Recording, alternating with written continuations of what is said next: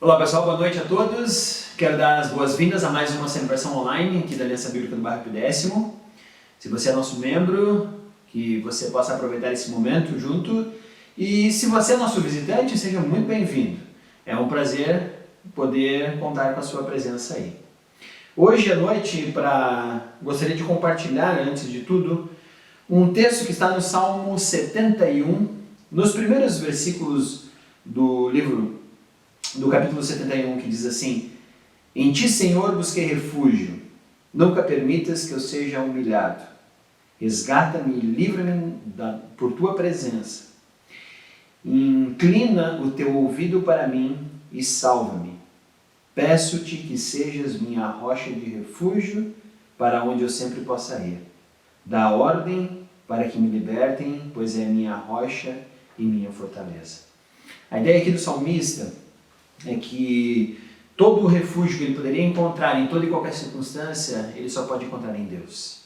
Então nós continuamos com essa questão do coronavírus, que nós estejamos orando e que nós estejamos pedindo a Deus que realmente possa livrar as pessoas que estão passando por essa doença, que Deus possa ajudar aquelas pessoas que estão passando por problemas de necessidade financeira, aquelas pessoas que estão passando por problemas de não ter mais o ganho do seu trabalho, que a gente possa fazer isso, mas que a gente nunca perca a certeza e a convicção de que o nosso refúgio é o nosso Deus.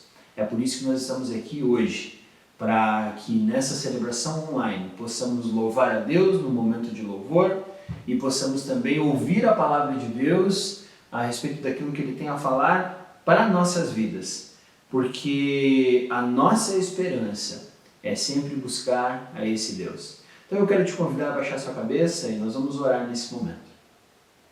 Senhor Deus, nós agradecemos a Ti, porque Tu estás perto e Tu se mostra como nosso refúgio.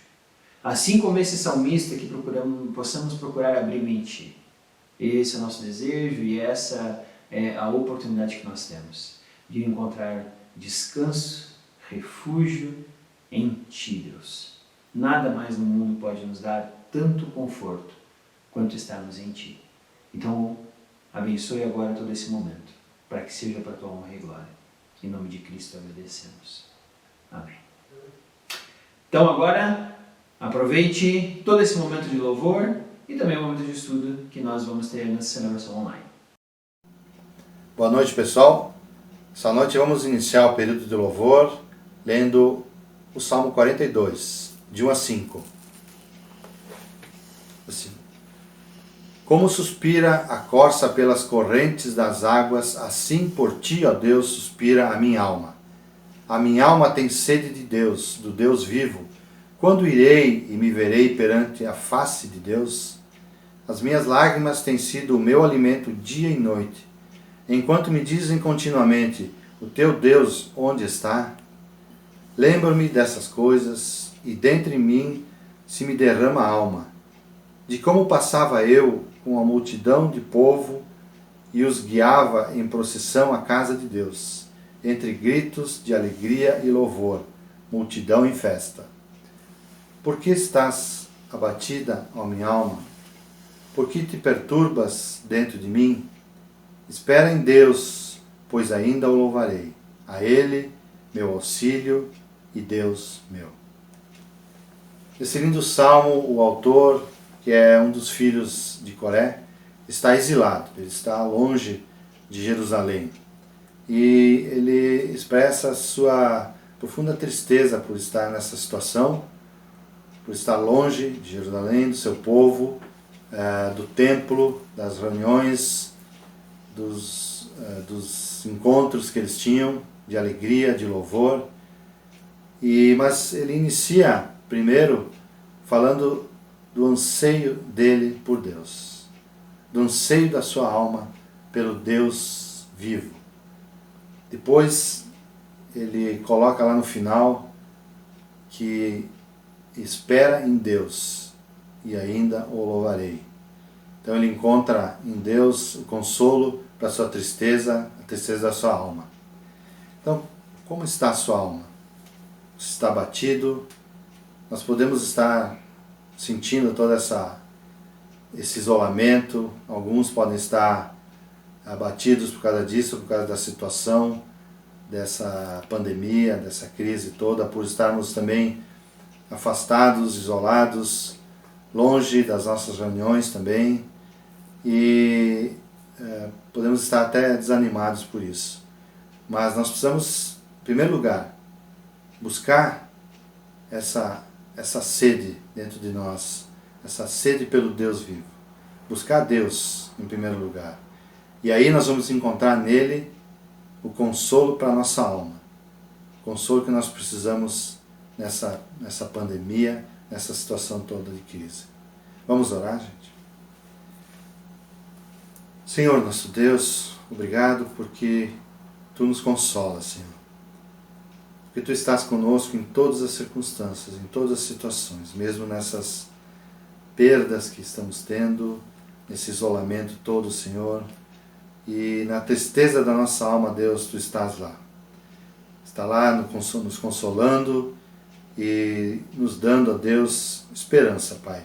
Porque só em Ti nós temos esperança nesse mundo, Pai. Só Tu pode nos trazer essa esperança. E nós temos fé, ó Deus, que Tu estarás conosco em qualquer situação, Pai. Por isso, ó Deus, nós Te louvamos essa noite e queremos expressar a Ti, Senhor, toda a sede da nossa alma por Ti, Pai. Nós pedimos que Tu nos mantenha firmes na fé, que em nada, Deus, possamos vacilar diante das dificuldades. Em nome do Senhor Jesus, amém.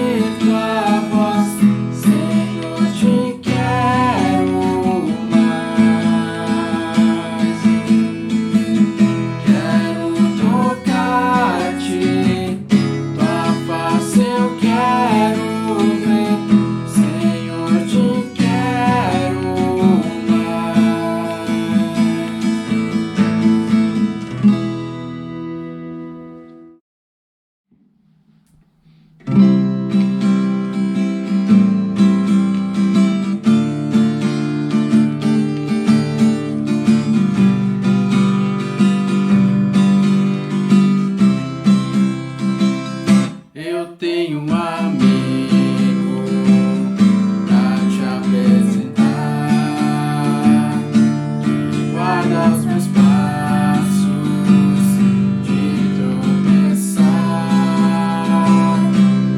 Todos os dias vou me prestar, mostrando o caminho onde eu devo andar. Ele é Jesus, meu amigão, que encheu de alegria o meu coração. Ele é Jesus, que me faz bem e que hoje quer ser seu amigo também.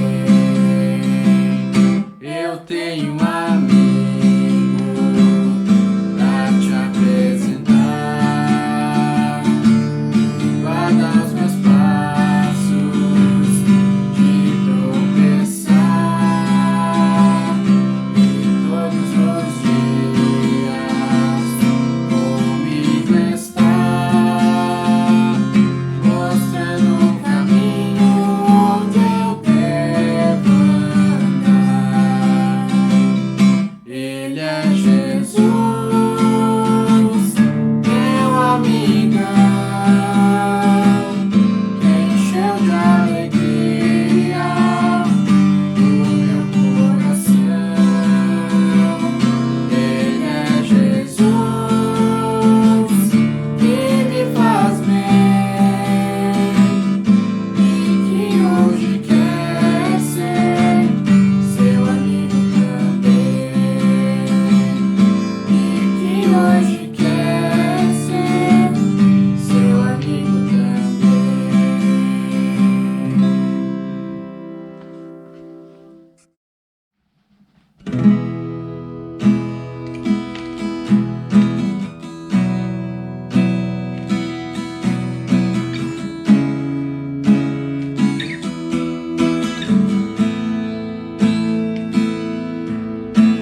Ó Deus, tu és o meu Deus forte, o grande El Shaddai, todo-poderoso Adonai.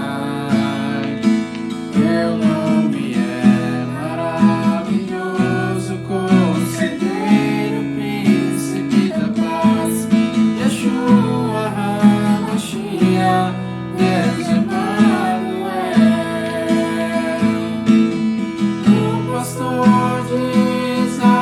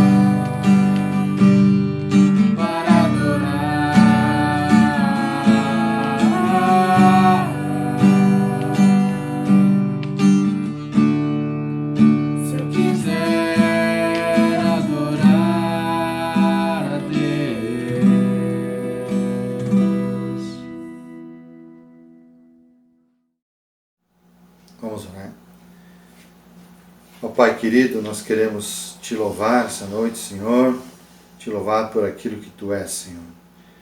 E pedimos, Senhor, que tu nos ajude, Senhor.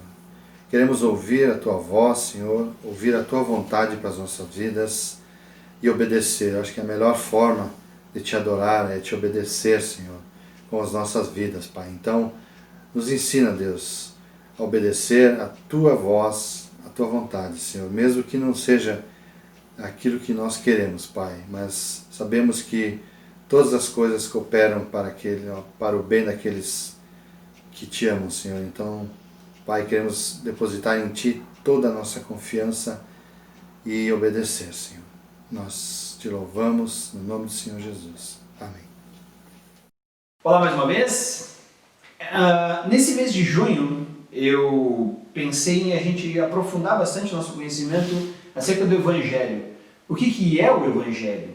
E como é que nós temos que compreender esse Evangelho? Qual é a nossa posição diante do Evangelho? E semana passada, então, eu argumentei um pouco sobre o que Paulo fala lá na carta aos Coríntios a respeito do Evangelho. E hoje eu quero conversar um pouquinho, e eu não vou estender todo o livro hoje, óbvio, mas nós vamos conversar um pouquinho sobre o livro de Romanos.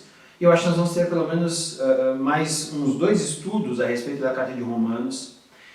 Romanos é a carta mais densa do apóstolo Paulo, é a de maior conteúdo. Ela não é a primeira que foi escrita, mas ela é a primeira carta de Paulo colocada no cânon, porque os escritos paulinos eles estão em ordem de tamanho. Então Romanos, por ser a carta mais densa ou a carta de maior conteúdo de Paulo, ela vem em primeiro lugar. Para você ter uma ideia, a carta de Romanos é a única carta que Paulo vai escrever para uma igreja que ele não conhece ainda.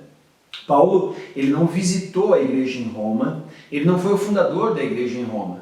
Quando nós vimos a carta de, por exemplo, Coríntios, a carta de Efésios, a carta de Filipenses, Paulo, ele, por meio das viagens missionárias, ele passou por essas igrejas, ele foi o fundador de muitas dessas igrejas. E quando ele escreve essas cartas, ele está escrevendo a pessoas que ele conhece. Mas a carta de Romanos, Paulo, ele não está, ele não foi o fundador da igreja. E ele não conhece as pessoas de lá. Então Paulo ele vai escrever uma carta com um tom menos pessoal, porque ele não conhece as pessoas lá. Ao mesmo tempo, ele vai escrever um grande resumo do Evangelho. Já que essa igreja, que ele não sabe quem montou, quem implantou, ele precisa certificar-se que essa igreja está ancorada ou alicerçada em uma fé verdadeira. Então Paulo vai dar muitos argumentos a respeito do Evangelho. Então a carta de Romanos ela é uma carta paulina e ela é amplamente aceita. Algumas pessoas às vezes questionam os autores dos livros bíblicos, mas isso não acontece com a Epístola aos Romanos. A carta de Romanos, o pessoal entende que ela é sim escrita por Paulo e ela tem uma grande aceitação disso. O que Paulo quer argumentar em todo esse texto aqui é a justificação por meio da fé. E esse é o grande lema do cristianismo. Como é que Deus aplica a sua justiça no Evangelho que é Cristo, que morre na cruz para a nossa salvação, e como é que pela fé nós nos apropriamos dessa salvação de Cristo, que é a justiça de Deus. Então a carta aos Romanos ela é um grande tema elaborado de Paulo a respeito dessa justificação que acontece pela fé. É a carta de Romanos, capítulo 1, versículo 17, que vai incentivar todo o movimento que um monge agostiniano fez, que é tratado como o ponto inicial da reforma protestante.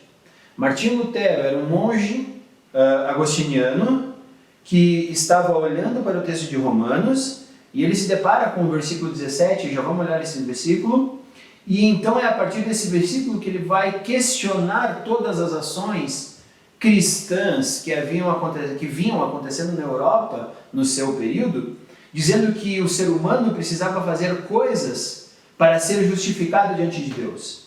E quando Martinho Lutero encontra o versículo 17 do capítulo 1, ele se depara, ele tem um choque, porque ele diz, não, peraí, mas a justiça de Deus ela é operada em Cristo e ela é apropriada no meio da fé.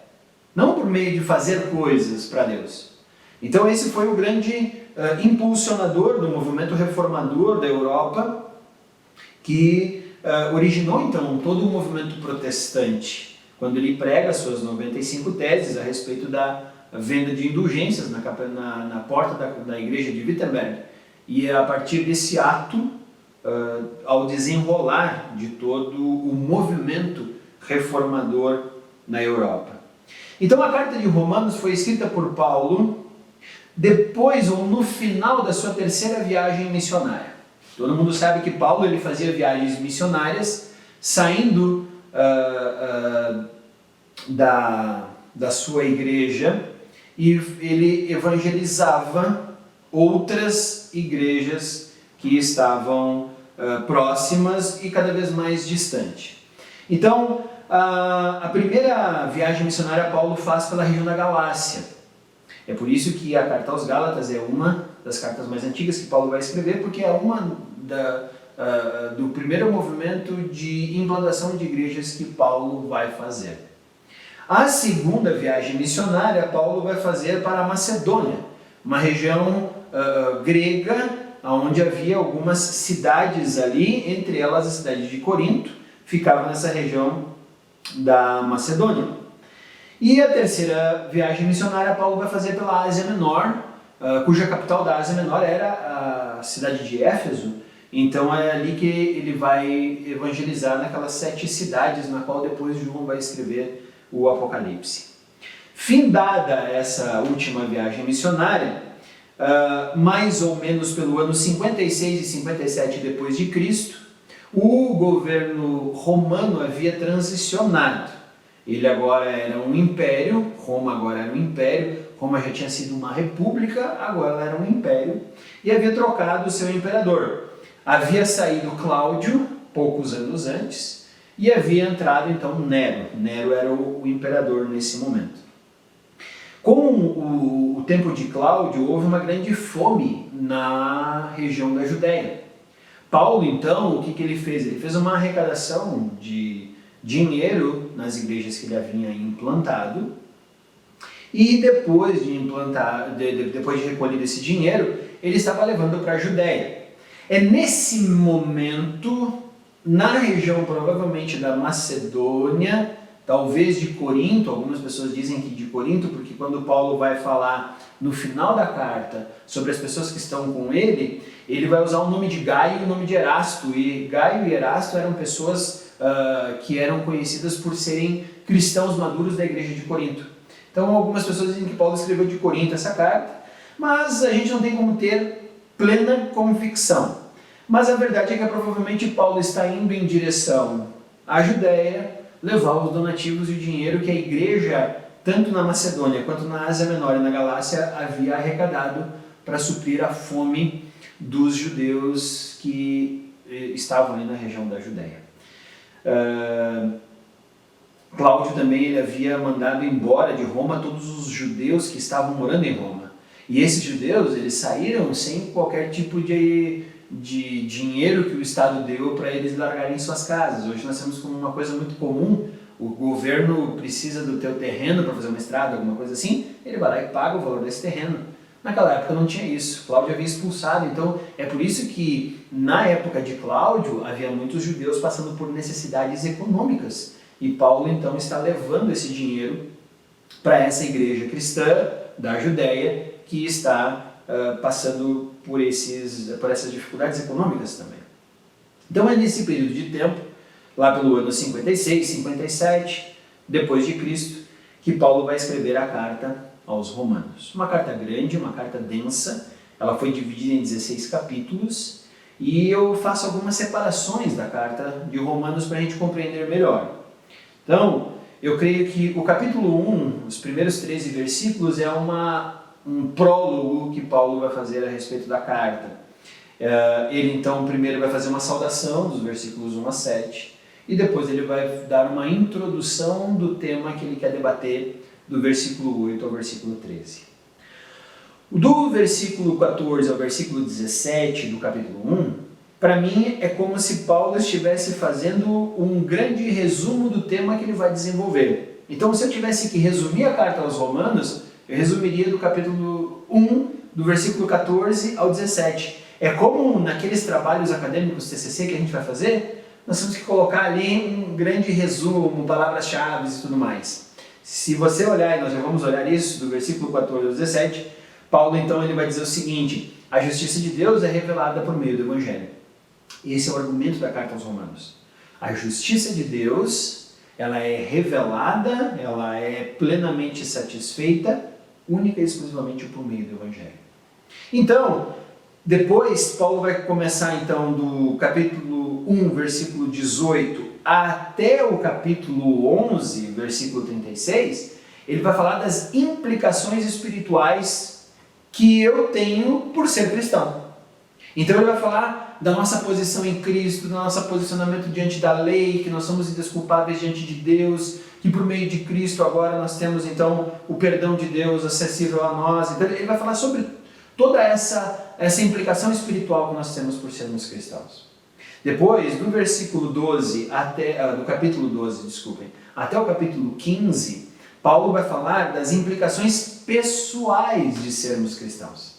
Por isso, o capítulo 12, versículo 1 e 2, diz assim, que nós devemos agora oferecer os nossos corpos como um sacrifício santo e agradável a Deus. Então, nós temos que viver de forma a aplicar a nossa alta posição em Cristo.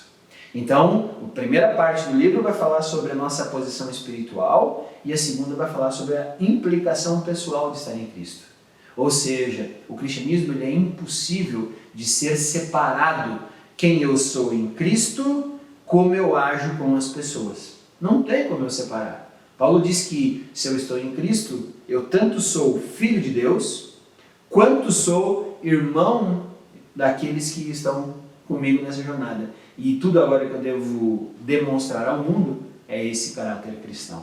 Por fim, ele vai terminar o capítulo 15, 14 até o final do capítulo 16, fechando a carta, com um epílogo, dando um tchau para a igreja, falando quem está com ele, quem está escrevendo essa carta, porque no final lá, talvez, se você ler essa carta, você vai descobrir, mas não foi Paulo que escreveu, aqui está dizendo que é um cara chamado Tércio. Calma, Tércio é apenas um amanuense, Tércio é apenas a pessoa contratada para escrever o que Paulo ditava. Então não é Paulo com sua pena, mas é Tércio com a sua mão escrevendo o que Paulo estava ditando.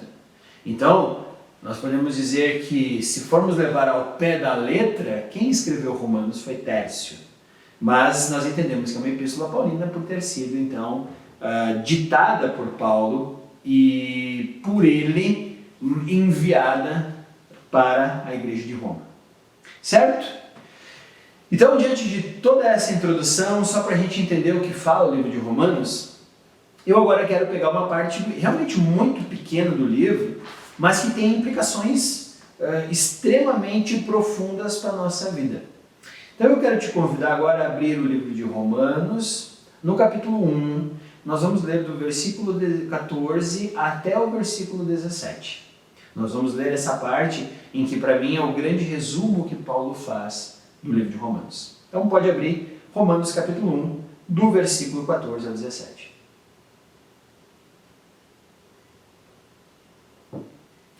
O trecho da Escritura diz assim: sou devedor tanto a gregos como a bárbaros, tanto a sábios como a ignorantes. Por isso estou disposto a pregar o Evangelho também a vocês que estão em Roma. Eu não me envergonho do Evangelho, porque é o poder de Deus para a salvação de todo aquele que crê, primeiro do judeu, depois do grego. Porque no Evangelho é revelada a justiça de Deus, uma justiça que do princípio ao fim é pela fé. Como está escrito, o justo viverá pela fé. Então, esse trecho, ele pode às vezes ser... A gente pode passar por ele de forma bem apurada quando a gente está lendo o livro de Romanos, mas ele é extremamente profundo. E eu quero que você olhe agora algumas palavras que Paulo está falando ali. E a primeira delas que me chama a atenção é quando no versículo 14 ele fala assim, sou devedor. Hoje nós temos essa palavra, nós estamos acostumados a ter essa palavra, o fulano está devendo para Beltrano, ou puxa, eu peguei um dinheiro emprestado no banco, então eu sou um devedor, porque eu preciso pagar aquele dinheiro no banco. E é verdade, nós podemos usar essa palavra desse jeito.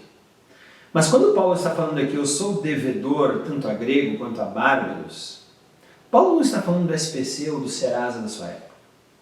Porque Paulo não está falando aqui de dinheiro e cifra. Paulo aqui está falando uma coisa extremamente interessante.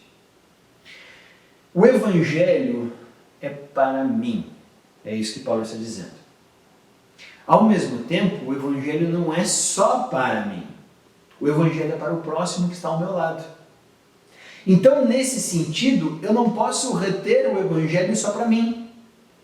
Então, Paulo sentia um extremo sentimento de dever pregar o Evangelho a todos. Por isso, ele foi o maior fundador de igrejas no período em que ele estava vivo. Ele sentia-se como um devedor de Deus. Deus deu um presente tão grande para ele, mas que não era só dele. Ele não podia ser egoísta e guardar aquilo só para ele. Quando Paulo fala, eu sou devedor, eu lembrei de momentos na minha infância que hoje ficam cada vez mais raros. Eu lembro quando nós íamos no mercado e minha família nunca teve uma situação econômica abastada. Ao mesmo tempo, nós não éramos uma família que passou fome. Mas o dinheiro era contado e por vezes curto. Afinal de contas, eu cresci na década de 80 com toda aquela inflação que existia. Então, quando se recebia o dinheiro, se corria para o mercado comprar, porque no outro dia as coisas estavam muito mais caras e o que você podia comprar com aquele dinheiro que você tinha, você já não conseguia comprar. Então eu lembro, né, os famosos ranchos, a família ia, comprava um rancho e o que não dava para comprar de forma a estocar era o leite, que era vendido naqueles saquinhos, né? Não existia leite em caixinha e o leite durava talvez 3 dias, mais ou menos isso, então o leite você tinha que comprar quase que diariamente.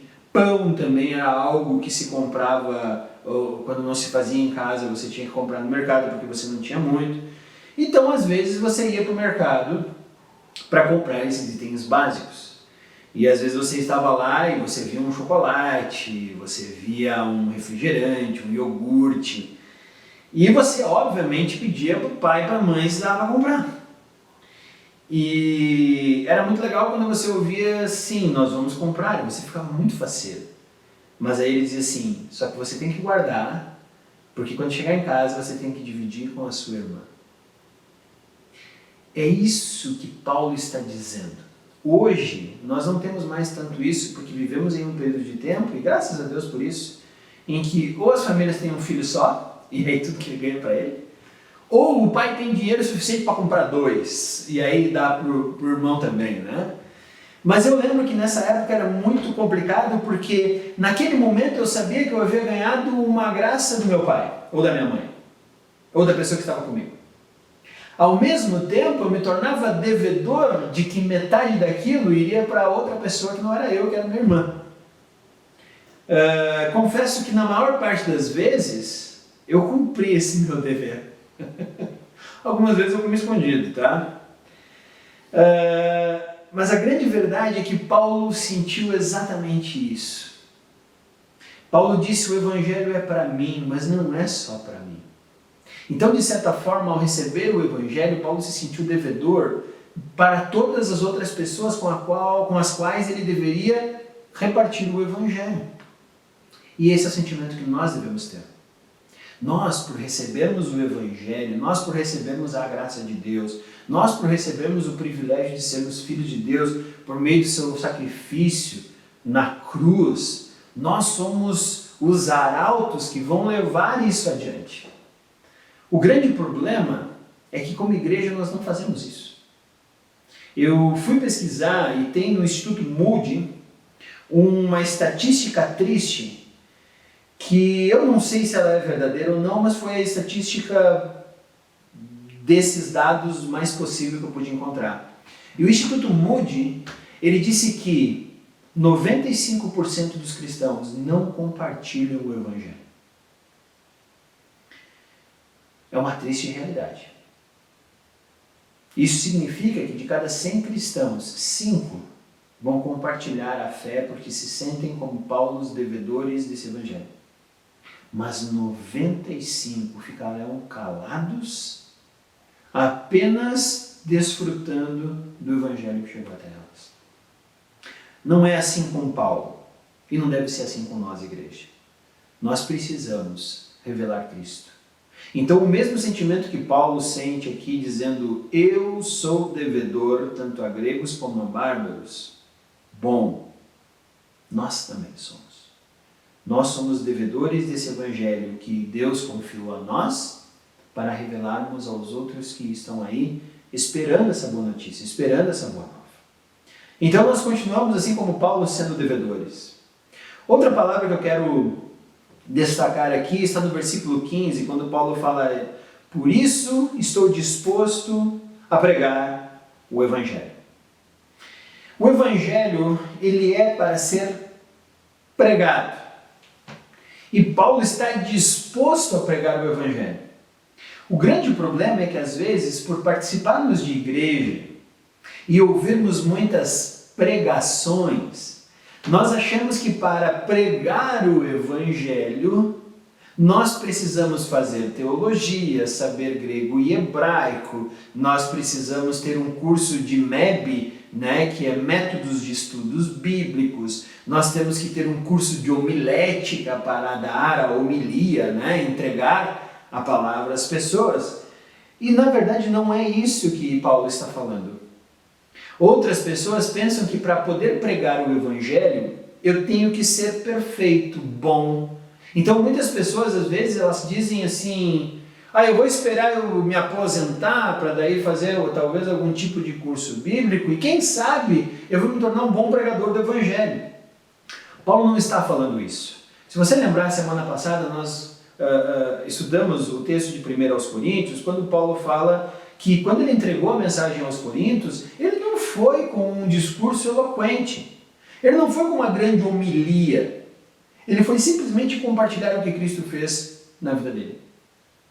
Eu lembro de João capítulo 4, quando a mulher samaritana, ela sai e vai falar o quê? Ela vai falar da vida dela. Isso é pregar o Evangelho.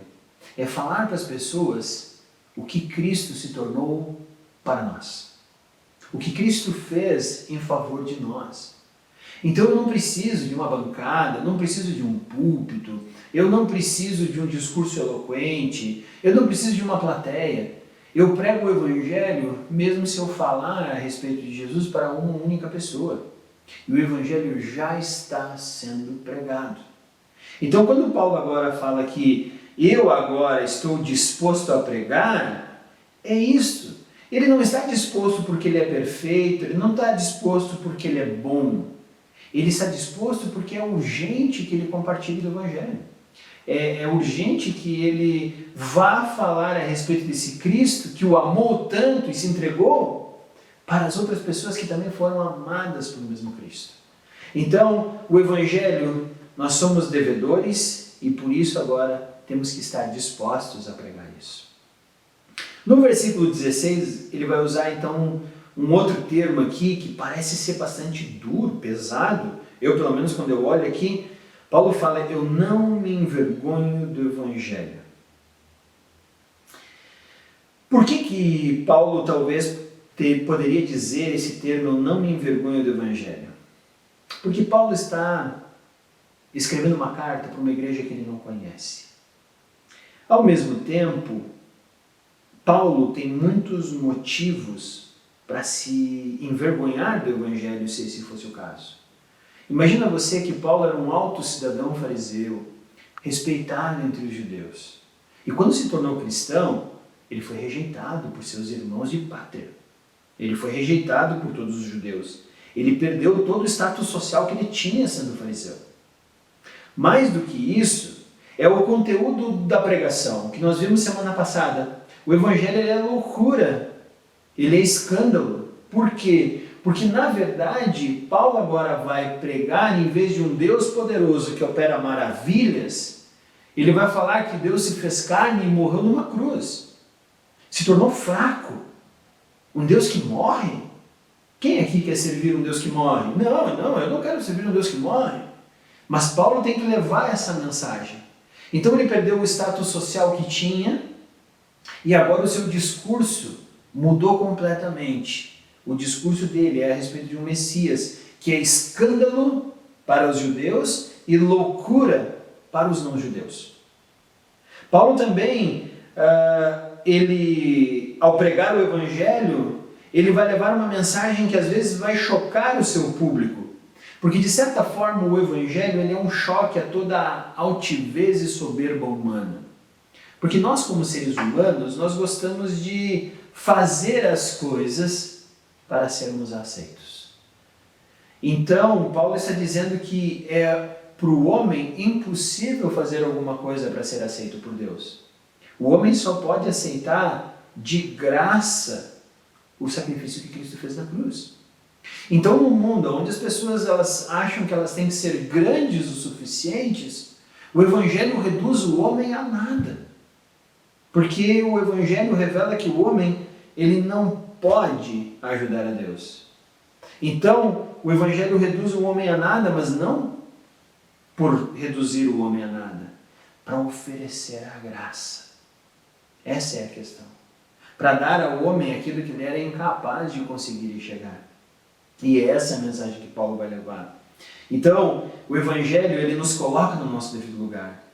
E para ser muito sincero, eu demorei muito tempo para entender o meu lugar. Eu demorei muito tempo para, depois de dizer o meu nome, ao me apresentar para alguém, ao invés de dizer que eu sou um bacharel, ao invés de dizer que eu sou um teólogo, ao invés de dizer que eu sou um pastor, ao invés de dizer que eu sou um pai de família, um bom marido, a segunda palavra que vem depois do meu nome é pecador. Edgar, pecador. O Evangelho coloca isso no seu devido lugar. E é impossível que eu tenha algo para oferecer para Deus que Deus não tem. Por isso eu só posso receber de graça esse Evangelho. Então essa pregação toda, ela se torna um tanto quanto vergonhosa, porque ela reduz o homem a apenas alguém que pode receber a graça de Deus. Ela reduz o homem, coloca o homem no lugar de humildade. E como eu falei, Paulo, além de ter perdido o respeito dos seus concidadãos, além de pregar o Evangelho que é escândalo e loucura, além de pregar o Evangelho que além de escândalo e loucura reduz o homem a nada, Paulo também sofreu por esse Evangelho. Ele foi preso, ele foi torturado, ele foi perseguido, ele foi humilhado. Tudo isso é a relação de Paulo com o Evangelho. Por isso ganha muita força quando Paulo fala, não me envergonho do Evangelho. Porque ele diz, não me envergonho de ter perdido o meu status social. Eu não me envergonho de pregar um Evangelho no qual um homem, Deus, morreu na cruz. Eu não me envergonho de dizer que o homem é incapaz de entregar para Deus algo que Deus não tenha. Eu não me envergonho de ter sido perseguido, preso, humilhado e apanhar. Ele diz, eu não me envergonho do Evangelho. Mas por que Paulo não se envergonha do Evangelho? A próxima palavra que nós temos a destacar. Ele diz, eu não me envergonho do Evangelho, porque é o poder de Deus para a salvação. Não existe outra forma de sermos salvos. Não existe outro jeito. Então Paulo fala que ele não pode se envergonhar do Evangelho, porque o Evangelho é o poder de Deus. E o Evangelho, sendo o poder de Deus, ele não é um poder humano. E aí agora nós temos aqui o real sentido do Evangelho. Ele não pode ser alcançado pelo homem porque ele é o poder divino entregue ao homem. Então, nós não temos como adquirir o Evangelho por nossas próprias forças. O Evangelho não é mágico. O Evangelho não é místico. E o Evangelho não é religioso. Por isso, tentar chegar ao Evangelho verdadeiro por meio da mágica, da mística e da religião é um erro. É um erro. Nós aqui sempre falamos que cristianismo não é uma religião, porque não há religião que salve. Algumas pessoas, às vezes, elas sentem receio de assumir a sua vida como cristão, porque às vezes elas vêm de uma raiz religiosa diferente, e a maior acusação, às vezes, que ela recebe de suas famílias é: o fulano mudou de religião. O cristianismo não é uma religião. Andar com Cristo não é uma religião. Andar com Cristo é tão somente nós termos um relacionamento com Deus por meio da cruz. Essa é a verdade do Evangelho.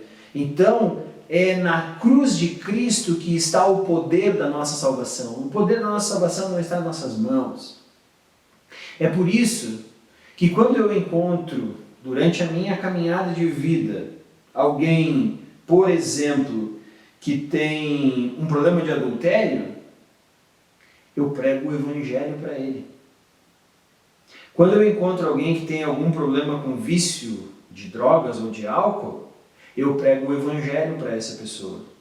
Quando eu encontro alguém que cometeu um crime, seja um roubo, um assassinato, alguma coisa assim, eu prego o Evangelho para essa pessoa.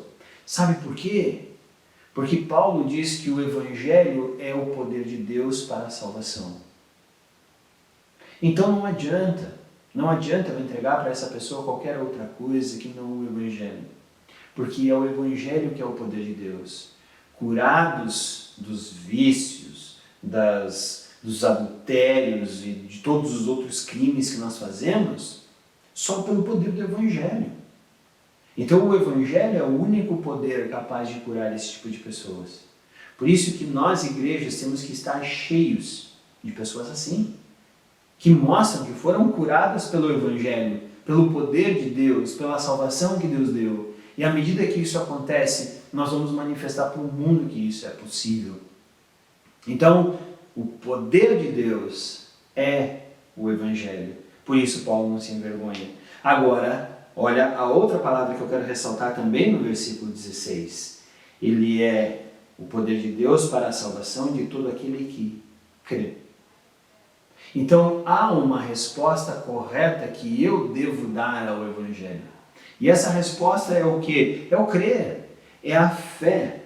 Então, eu preciso conhecer Deus, eu preciso me apropriar do Evangelho, e é aí que vai ser depositada toda a esperança de que eu um dia serei salvo. E a gente tem que tomar cuidado porque às vezes nós usamos palavras que elas parecem uma coisa e não são. Fé não é apenas saber que. Não é apenas saber que. Eu saber que existe um Deus não salva. Eu saber que Jesus um dia morreu na cruz não salva. Eu saber que Deus está estendendo uma salvação para nós também não salva. Eu preciso me apropriar disso. E é aqui que Paulo fala, então, sobre a palavra fé, que também pode ser traduzida por confiança no original. Nós precisamos confiar que aquele sacrifício é suficiente. Nós precisamos depositar confiança de que é o sacrifício de Cristo suficiente para a minha salvação.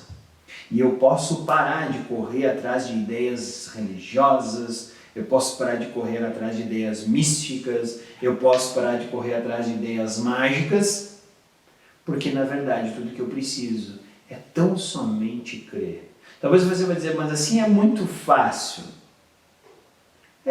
É muito fácil, porque todo o trabalho difícil foi feito por Deus. Ele mandou o seu Filho amado, o seu Filho amado se fez carne, habitou entre nós, foi tentado, apresentou o reino de Deus aos homens e os homens resistiram a esse reino, entregou a sua vida na cruz e derramou o seu sangue e disse para nós, tão somente creiam nisso para terem acesso a Deus. Aí está o porquê, inclusive, nós colocarmos qualquer coisa ou acrescentarmos qualquer coisa a essa salvação É uma afronta ao que Deus fez. Não, eu preciso acreditar em Cristo e fazer boas obras. Não, o sacrifício foi pleno, foi total. As boas obras eu faço depois que eu entendo o que Cristo fez para mim na cruz. E aí eu me torno devedor, como Paulo falou no início do versículo 14. E aí eu passo a fazer as boas obras. Mas antes de eu entender quem é Cristo, elas não são boas obras diante de Deus. Por fim, nós temos o versículo 17, que fala sobre a eficácia do Evangelho. Onde é que está a eficácia do Evangelho? Porque o Evangelho é justiça. É justiça de Deus. Uma justiça que do princípio ao fim é pela fé. Como está escrito, o justo viverá pela fé. Então aqui nós temos que entender que se há a palavra justiça, então tem a palavra julgamento. E de certa forma a carta aos Romanos, ela é mais ou menos parecida com um tribunal, onde Deus é o acusador e ao mesmo tempo o juiz.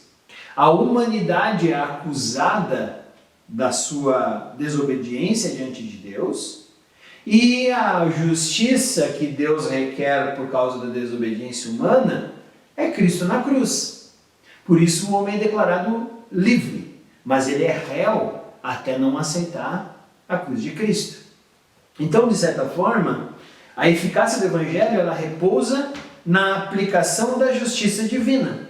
Onde é que Deus aplicou a sua justiça? Na cruz de Cristo.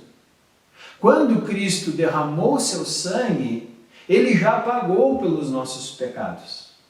Por isso, a acusação que tinha sobre nós, ela é inexistente. Você vai dizer, como assim inexistente? Bom, pensa aí. Deus é justo e Deus opera a sua justiça em Cristo.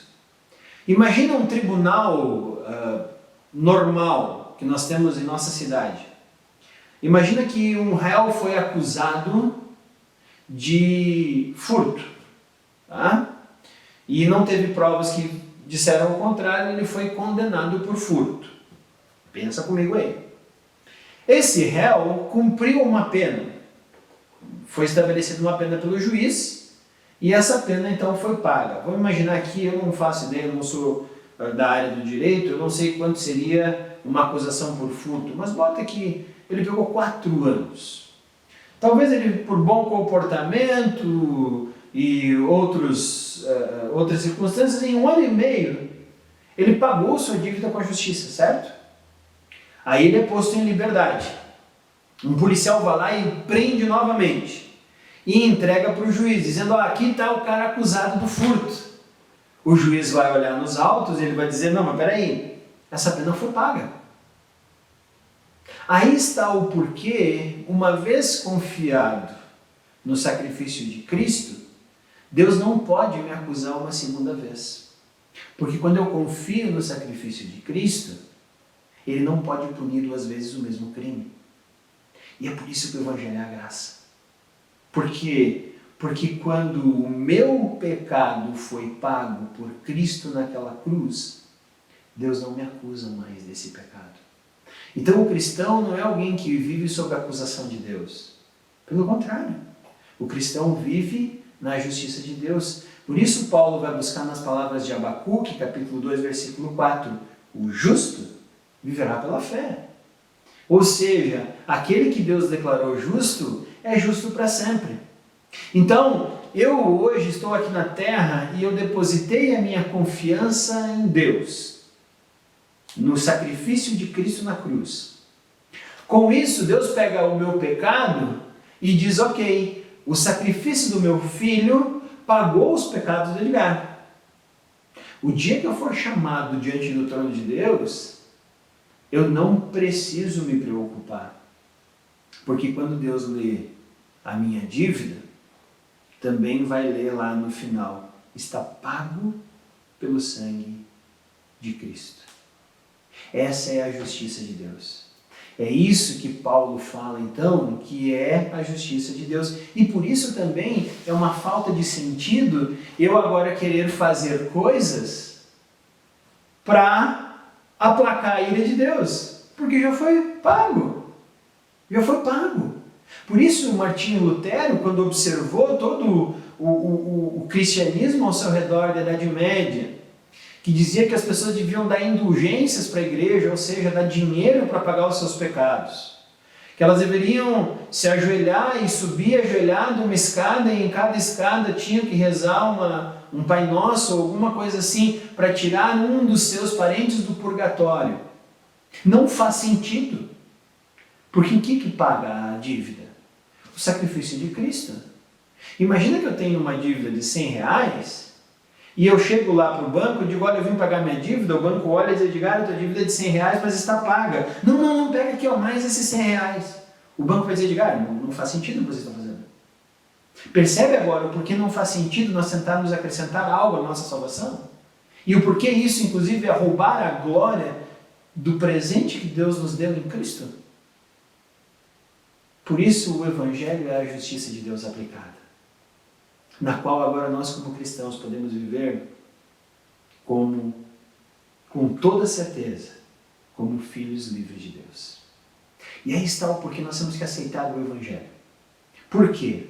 Porque sem o Evangelho, eu sou apenas um humano condenado, e eu vou ter que me apresentar diante de Deus. E se eu não aceitei Cristo, a minha dívida é enorme e impagável, e Deus vai me deixar como condenado. Mas se eu aceito Cristo, eu sou adotado como filho de Deus. E como filho de Deus, a minha dívida foi paga por Cristo.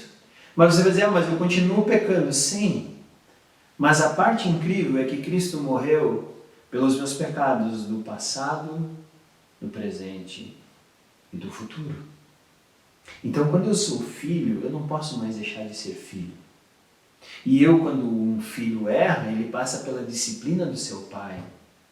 Mas ele não pode deixar de ser filho, porque ele o é pela sua condição natural. Então, como ser humano alheio a Cristo, eu tenho Deus como um juiz que me condena. Mas quando eu aceito Cristo e a minha dívida foi paga, eu tão somente agora sou um filho que, quando erra, passa pela amorosa disciplina do Pai. E vai haver um dia, com relação ao pecado, quando eu aceito Cristo, eu sou livre da acusação do pecado. Quando eu sou um cristão, eu estou aprendendo a me livrar do poder que o pecado tem sobre mim, porque eu passo a aceitar agora o poder do Espírito sobre minha vida. Mas eu continuo com o pecado ali. Mas haverá o dia, lá na frente, em que Deus nos livrará, inclusive, da presença do pecado. E essa é a Nova Jerusalém, que está descrita lá em Apocalipse. Então, quando eu aceito Cristo, a justiça de Deus é operada e o pecado não me acusa mais. Quando isso acontece, eu me torno filho de Deus e todo o pecado que eu cometo, sendo cristão, eu vou ser disciplinado pelo justo juiz, mas pelo justo Pai que é Deus. E eu passo por esse momento de disciplina amorosa e não condenatória, esperando e aguardando o dia em que eu serei livre, plena e totalmente da presença do pecado no céu, na Nova Jerusalém, quando Deus estará conosco. Então, esses são os assuntos que Paulo vai introduzir agora por toda a carta aos Romanos. E ele faz esse grande resumo. Sou devedor tanto a gregos como a bárbaros, tanto a sábios quanto a ignorantes. Por isso estou disposto a pregar o Evangelho também a vocês que estão em Roma. Não me envergonho do Evangelho, porque é o poder de Deus para a salvação de todo aquele que crê, primeiro do judeu e depois do grego. Porque no Evangelho é revelada a justiça de Deus, uma justiça que do princípio ao fim é pela fé. Como está escrito, o justo viverá pela fé. Vamos orar? Senhor Deus, nós agradecemos a Ti porque Tu és o Senhor soberano de nossas vidas. E Tu és o Deus da justiça, que operou justiça por meio do Teu Filho Jesus Cristo, que se entregou na cruz por nós, que se entregou na cruz em nosso lugar. Obrigado, Pai. Nós nunca poderíamos pagar isso, mas porque Tu morreu naquela cruz, nós podemos nos apropriar disso. Oh, essa é a graça. E é por isso que como cristãos vivemos de forma plena e vivemos de uma forma não mais condenável, porque te conhecemos, porque conhecemos o teu sacrifício, porque somos adotados como teus filhos. Como é grande o teu Evangelho. Continua nos apresentando esse Evangelho de forma plena, como temos visto aqui, para que nos apaixonemos cada vez mais pela salvação que nos deu e para que cada vez mais rendamos glórias a Ti. É isso que pedimos, em nome de Jesus Cristo. Amém. Tenham todos uma boa semana. Como não estamos presentes, não temos o cafezinho, mas esperamos em breve. Continue orando para que passemos por esse período de Covid-19 e o mais rápido possível possamos voltar a nos encontrar como irmãos no mesmo local e possamos desfrutar da presença uns dos outros. Uma boa semana a todos.